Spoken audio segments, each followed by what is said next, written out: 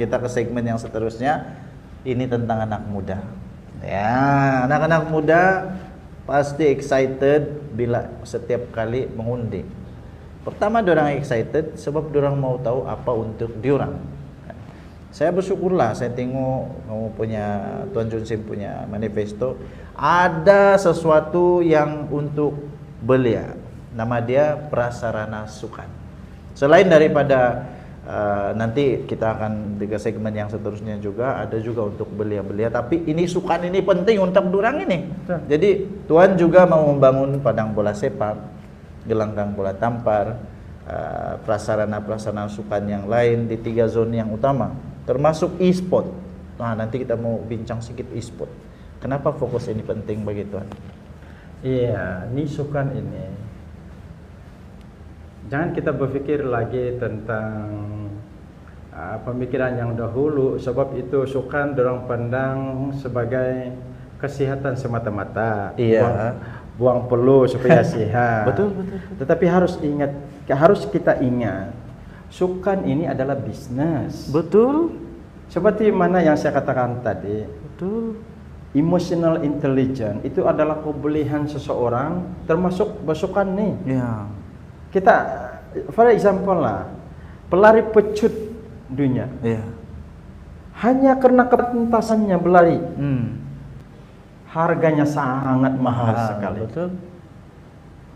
Bola sepak seperti yang saya ceritakan dari awal tadi, nomor 7, Ronaldo, David Beckham. Ya. Mereka punya pendapatan yang sangat lumayan. Jadi bisnis sukan ini adalah bisnis. Iya. Dan kalau Tuhan sudah bagi kita anugerah di dalam emotional intelligence, kebolehan dalam skill bertukang, bersukan dan sebagainya, kita kena jana. Sama seperti Eropa. Iya.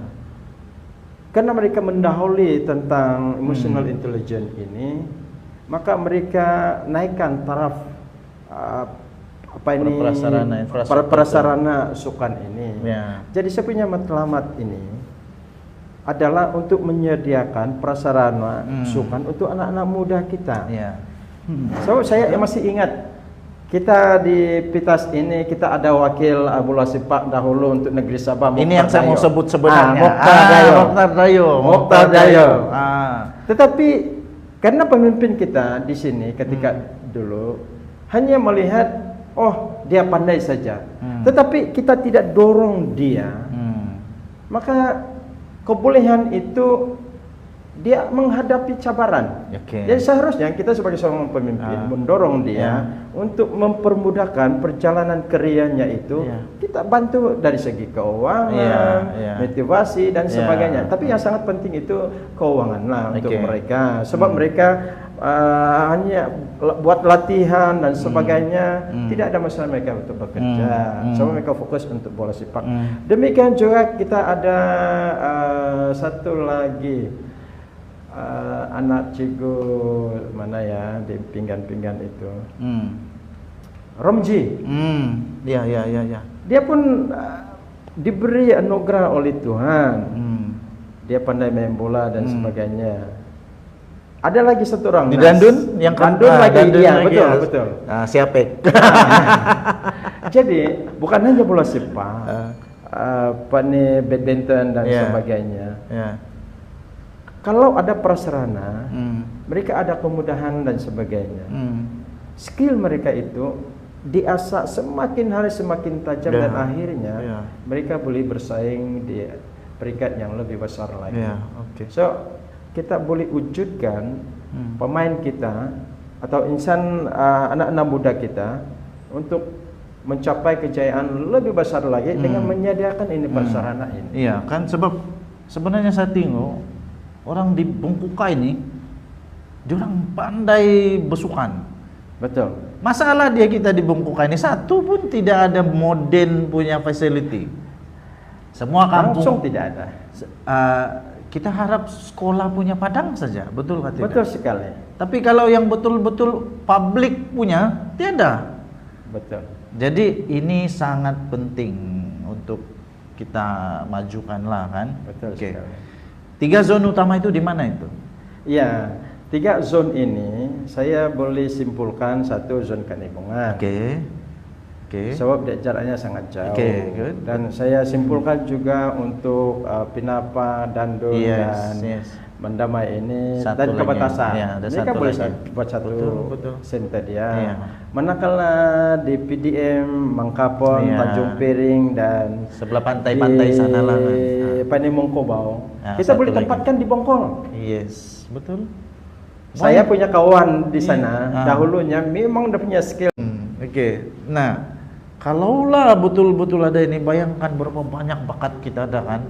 Oke. Nah, kita masuk satu perkara yang memang anak muda gila-gila sekarang ini, e-sport, kan? Oke.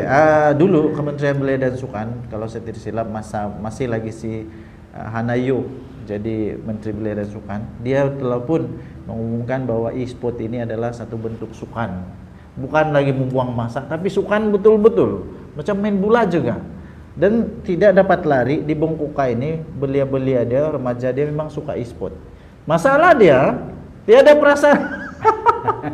Macam mana? Apa komen Tuan Junsim? Ini tidak asing lagi ini e-sport ini. Yeah.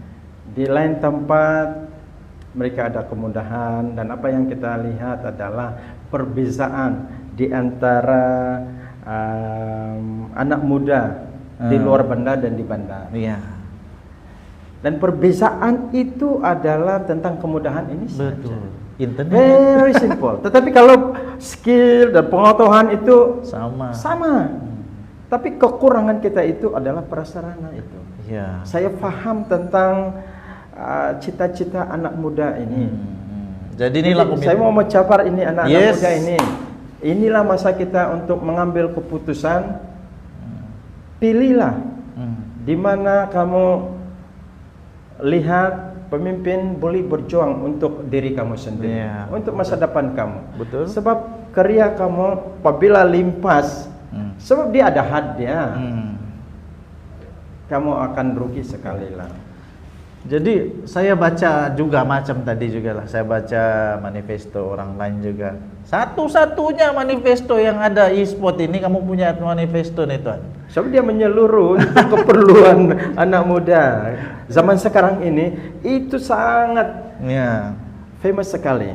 Jadi anak-anak sangat disukai. Anak-anak muda kalau memang betul mau lihat ada pembangunan dalam sukan arus perdana, main bola semua itu, dan sukan baru e-sport ini, kamu pilihlah Tuan Junsim. Jadi saya ada satu lagi sebenarnya yang saya mau tanya Tuan Junsim yang tidak pernah ada. Dulu saya sekolah di Semenanjung, Pak. Jadi di sana ada yang nama dia Tunas Cemerlang. Tunas Cemerlang. Tunas Cemerlang ini dia cemerlang di sukan dan dia cemerlang juga di pendidikan. Bagaimana Tuan boleh melihat ini satu hari nanti boleh dibangun? Iya, sebenarnya kalau bukan soalnya tunggu masa. Sebab itu sangat merugikan untuk mereka yang ada punya bakat. Betul. Selalunya lah yang saya lihat. Orang bijak ini daripada IQ dan dia juga memiliki emotional intelligence.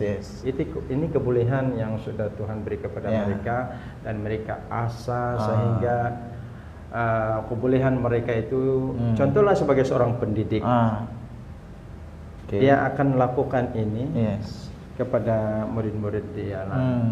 Jadi kita kena berdaying saing. Pertama sekali kita kena berani bertindak lah dulu. Macam mana kalau saya cadang-cadang saja. Saya cadang-cadang, ini bukan dari dia, saya cadang saja.